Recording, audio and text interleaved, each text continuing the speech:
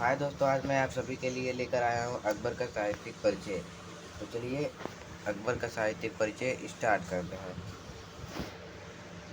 चलिए, तो अकबर का जन्म 1542 ईस्वी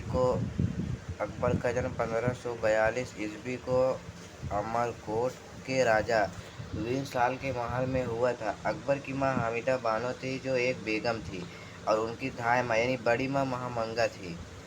बचपन में अस्करी ने पाला था और फिर काबुल में कामरान के पास भेज दिया। 1547 में अकबर हुमायूं के साथ रहने लगा।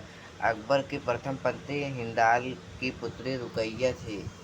और 1555 ईस्वी में हुमायूं जब भारत पर पुनः आक्रमण किया और मछीवाड़ा का युद्ध लड़ा। इस युद्ध में हुमायूं के साथ अकबर भी भाग लिया था। यह युद्ध अकबर के जीवन का पहला युद्ध था।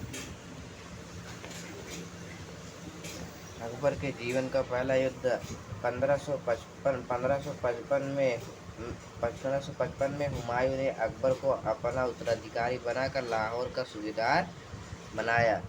1556 ईस्वी में जब हुमायूं की मृत्यु हो गई, तब अकबर पंजाब का सूबेदार था। 17 दिन तक हुमायूं की मृत्यु के गुप्त रखा गया। 14 फरवरी 1556 को पंजाब से कालानौर, गुरदासपुर, विला में मिर्जापुर का अब्बुल कासिम ने अकबर का राज्याभिषेक कराया। राज्याभिषेक के समय अकबर अल्पायु था, अतः बैरम खान को अकबर का संरक्षक नियुक्त कर दिया गया।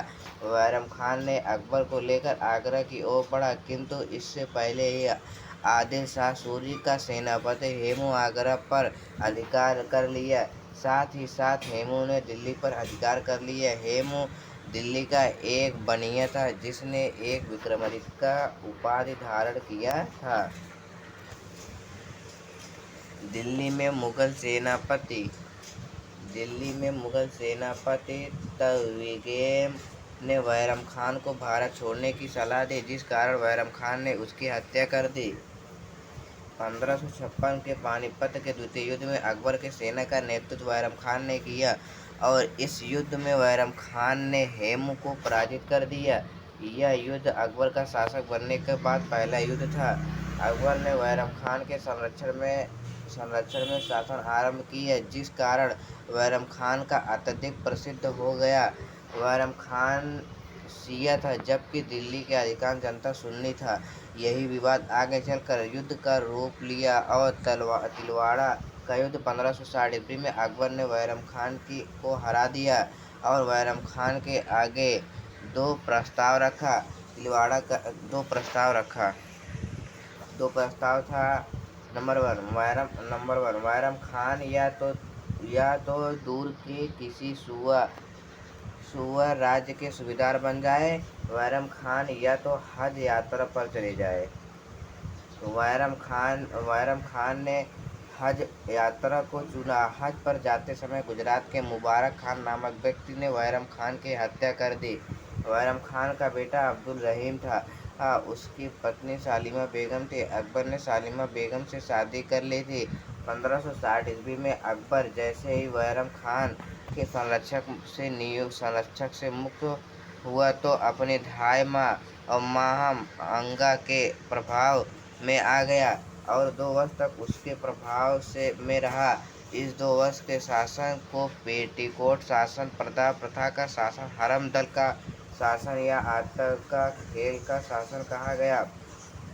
1562 ईस्वी में अकबर हरम दल के प्रभाव से मुक्त हो गया। अकबर ने 1562 ईस्वी में दास प्रथा का अंत, 1563 में तीर्थ यात्रा का अंत, 1564 में जजिया कर का अंत कर दिया गया। और 1571 में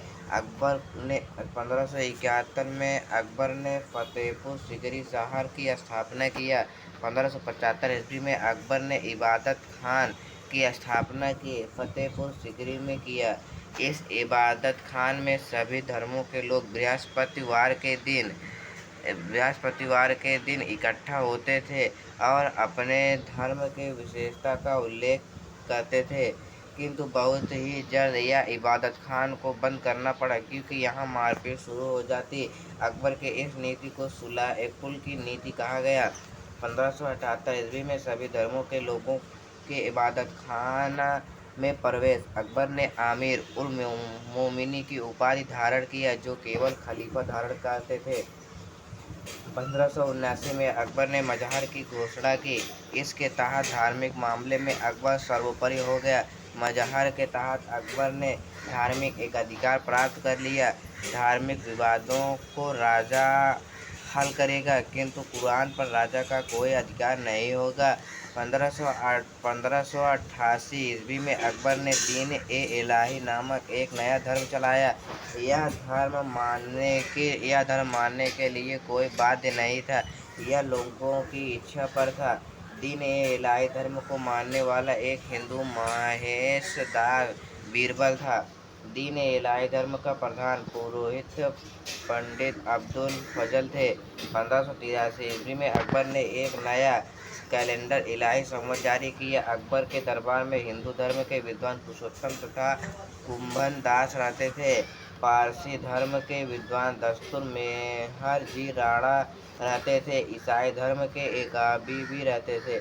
अकबर के दरबार में जैन विद्वान हरि विजय सूरी थे। अकबर ने उन्हें गुरु की उपाधि दिया था। अकबर ने चौथे सिख गुरु रामदास को अमृत शहर की स्थापना के लिए 500 बीघा जमीन दान दिया। अकबर के समकालीन सूफी संत शेख सलीम चिश्ती थे। अकबर इनसे सर्वाधिक प्रभावित था।